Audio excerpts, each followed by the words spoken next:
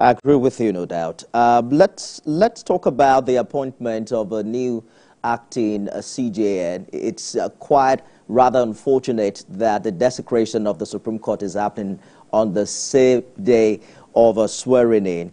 But how much of challenges do you think she has ahead of her? We've seen some conflicting court orders in the past year, especially from courts of coordinate jurisdiction, and what some perceive as indiscipline on the bench during the tenure of the outgone CJN. How significant are these challenges, and what monumental tasks await the acting CJN in addressing them? I must tell you that at this time of our life as a nation and as a people, there are a lot of reforms that the judiciary needs at this point in time. And the new CJN has a lot of reform to carry out within the judiciary. There is a lot of wrong things happening within the judiciary that, for me as a lawyer, I am not proud of. And I also believe that most lawyers are also not proud of what is happening within the judiciary.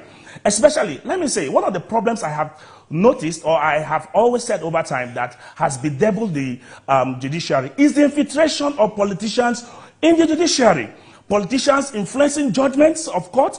Politicians, one of the problems I've also stated is, the problem begins from the appointment of justice and judges.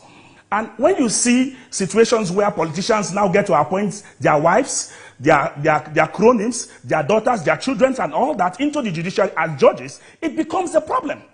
It's a major issue, and that must be checked.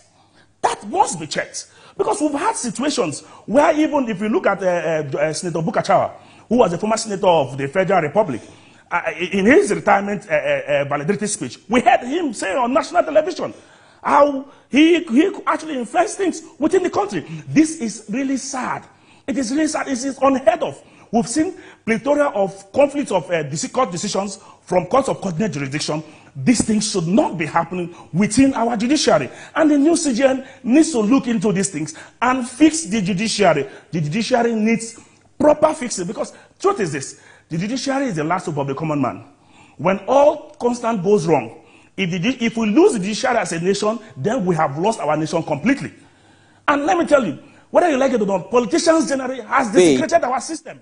I understand your passion quite well, but recall that the senator's wife, came out again to deny all that the husband has talked about. So, except you are believing the senator over the wife who is a justice of the court. Whether she denied or not, it's not a fact, an issue. The point is this, that this statement ought not to have been said from the beginning. It ought not to have been said from it only just puts our judiciary in a bad light. And we should avoid things of this magnitude. We should avoid things of this magnitude. If those statements were not made, would she have had a reason to come to defend or to claim that what he has said is wrong or right? No. So, see, we must avoid these things to restore back the hope of the man on the streets. To restore back his hope, because he relies so much on the judiciary. I give you an example. During if you look at most of the matters that are happening in the country today, a lot of persons would sit back wanting to hear what the judiciary will say, hoping that the judiciary will do justice. But when people come out, make statements about the judiciary, and we see that these are close friends, family members, husbands or wives of politicians, and when they make these statements and you say the people should actually just throw it under the carpet, the people cannot throw it under the carpet. That is why we must be careful about these statements. It's very important. Absolutely.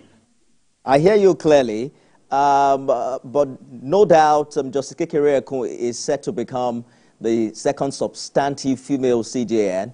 We'll see how it goes with the National Assembly, following the footsteps of Justice Maryam Mukhtar. And a lot have been talked about as regards the significance, the milestone this holds for gender representation and diversity in the Nigerian judiciary. We'll see how that will also impact on all of the things you've talked about. Let's take a short break, and we'll return with more. Stay with us, everyone.